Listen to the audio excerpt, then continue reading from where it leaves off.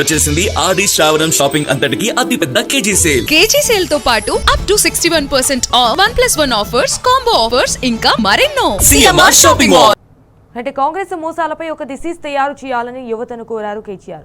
Vote కోసం ఓ కోటి మోసాలు, కాంగ్రెస్ నాటకాలు అని దానికి పేరు పెట్టాలన్నారు. ఓటుకు నోటు దొంగ రేవంత్ కూడా నీతి సూక్తులు చెప్తుంటే వినాల్సి రావడం మన కర్మ అన్నారు కేసీఆర్. చదువుకున్న పిల్లలు, విశ్వవిద్యాలయాల నుంచి వచ్చిన పిల్లలు కూడా ఇక్కడ ఉన్నారు. ఉస్మానియాలో, కాకతీయ నుంచి వచ్చిన పిల్లలతో నా ప్రార్థన, మంచి పిహెచ్డి థీసిస్ తయారు చేయండి. ఓటు కోసం కోటి మోసాలు, కాంగ్రెస్ నాటకాలు అనే ఒక థీసిస్ చేయండి. అందరూ కూడా దేశమంతా కూడా తెలిసి రావాలి. ఎంత విచిత్రం అంటే ఈ మధ్యన కొన్ని మాటలు వింటుంటే నాకే నవ్వు వస్తున్నది. రేవంత్ రెడ్డి ఈ మధ్యన కొన్ని వేదికల మీద నీతి సూక్తులు చెప్తున్నాడు. మాట శాశ్వతం, అధికారం శాశ్వతం కాదు అని రేవంత్ రెడ్డి అనే దౌర్భాగ్యుడు చెప్తుంటే కూడా వినాల్సి వస్తున్నది. ఏం చేయాల కర్మ. ఈ మధ్యన ఒక దగ్గర ఎక్కడో చూసిన టీవీలో, సోషల్ మీడియాలో నేను సాంప్రదాయిని, సుప్పిని, శుద్ధ పూసని రేవంత్ రెడ్డి సొక్కం మాటలు చెప్తే కూడా అట్లే అనిపిస్తున్నది. ఇక గీన చెప్పాలి మనం వినాలి. ఓటుకు నోటు దొంగ 50 లక్షల రూపాయలతో అడ్డంగా దొరికిపోయిన దగుల్బాజీ గాడు ఇవాళ అవినీతి గురించి, నీతి గురించి, అశాశ్వతమైన అధికారం గురించి మాట్లాడుతుంటే నాకే గమ్మత్ అనిపిస్తూ ఉన్నది. ఇంకా ఎన్ని ఫాల్తూ మాటలు. ఒక్కడు కాదు, కాంగ్రెస్ వాడు ప్రతి ఒక్కడు ఏమంటారు, ఒకడు 60,000 ఉద్యోగాలు ఇచ్చినామంటాడు, ఒకడు 70,000 ఇచ్చినా అంటాడు, ఒకడు 1,00,000 ఉద్యోగాలు అయిపోయినాయి అంటాడు. ఇక నాకు అర్థం కావట్లేదు. నేను ఒకటే అడుగుతా ఉన్నా, రేవంత్ రెడ్డి, కేసీఆర్ గారు ఇచ్చిన ఉద్యోగాలు, కేసీఆర్ ప్రభుత్వం ఇచ్చిన ఉద్యోగాలు అవి నీ ఖాతాలో వేసుకోవడానికి కనీసం సిగ్గనిపిస్తలేదా? క్రెడిట్ చోరీ చేయడానికి కనీసం సిగ్గనిపిస్తలేదా?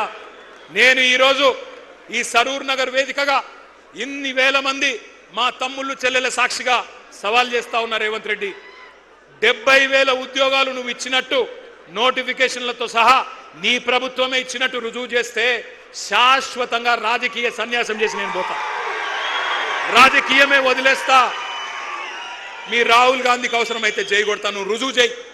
70,000 ఉద్యోగాలు నీ ప్రభుత్వం ఇచ్చినట్టు నోటిఫికేషన్లతో సహా దమ్ముంటే రుజువు చేయమని చెప్పి నేను కోరుతా ఉన్నా. తల లేదు, తోక లేదు. తలా తోక లేకుండా కాంగ్రెస్ వాళ్ళు మాట్లాడిన మాటలు ఒక్కసారి వినాలని చెప్పి నేను కోరుతా ఉన్నా. ఉద్యోగాల మీద వీళ్ళ కాకి లెక్కలు ఒక్కసారి వినండి. 70,000 ప్రభుత్వ ఉద్యోగాలు ఇచ్చిన ఈనాడు 67,717 ప్రభుత్వ ఉద్యోగ ఖాళీలు భర్తీలు చేసి వివిధ శాఖల్లో ప్రభుత్వ ఉద్యోగాలు మనం భర్తీ చేసినాం. దాదాపు 56,000 మందికి నియామక పత్రాలు, ఉద్యోగాలు, ప్రభుత్వ ఉద్యోగాలు రిక్రూట్మెంట్ చేసి నియామక పత్రాలు కూడా ఇచ్చినటువంటి పరిస్థితి మీ అందరికీ తెలుసు. నిరుద్యోగ భృతి ఎప్పుడు ఇస్తారని అడుగుతా ఉన్నాడు మిత్రుడు. మేము నిరుద్యోగ భృతి 6 గ్యారంటీల్లో కానీ మేము దీంట్లో కానీ మేము 6 గ్యారంటీల్లో కానీ మేము దీంట్లో కానీ మేము చెప్పలేము. వివిధ రంగాల్లో 56,000 ఉద్యోగాలు ఇచ్చిన ఘనత కాంగ్రెస్ పార్టీ అధ్యక్ష. మేము ఇప్పటికే 80,000 ఉద్యోగాలు ఇచ్చాము 2 సంవత్సరాల్లో. 85,000 ఉద్యోగాలు ఇచ్చాము. 2 లక్షల ఉద్యోగాలు ఇచ్చి తీరుతాము. సంవత్సరానికి కాదా 2 లక్షలని? లేదు, మా టర్మ్లో 2 లక్షల ఉద్యోగాలు ఇస్తామని చెప్పాం. ప్రభుత్వం అధికారంలోకి వచ్చిన తర్వాత 60,000 ఉద్యోగాలను నిర్వహణ జరిగింది ప్రభుత్వం.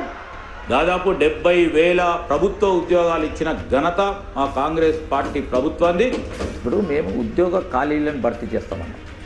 ఉద్యోగాల ఖాళీలు భర్తీ చేస్తాం. అది 50,000 కానీ 1,00,000 కానీ 2 లక్షలు 1 ఇయర్లో చేస్తామని పేపర్లో ప్రకటనలు ఇచ్చారు. ఎవడు ఇవ్వలేదు. ఉద్యోగాలు 2 లక్షల ఉద్యోగాలు కాంగ్రెస్ పార్టీ హామీ ఇచ్చింది ఆ రోజులలో. ఇప్పటి వరకు 1,00,000 ఉద్యోగాలు ఆల్రెడీ భర్తీ కావడం జరిగింది. విన్నారు కదా, ఒకడు 60 అంటాడు, ఒకడు 70 అంటాడు, ఒకడు 80 అంటాడు, ఒకడు 1,00,000 అంటాడు, ఒకడు 2 లక్షలు ఎప్పుడు చెప్పనే లేదంటాడు. అసలు వాళ్ళకు అబద్ధం ఆడితే అతికినట్టని ఉండాలా. కనీసం అబద్ధాల్లోనన్న ట్రైనింగ్ ఇవ్వాలి అనుమూల రేవంత్ రెడ్డి గారు. అది కూడా ఇస్తలేడు.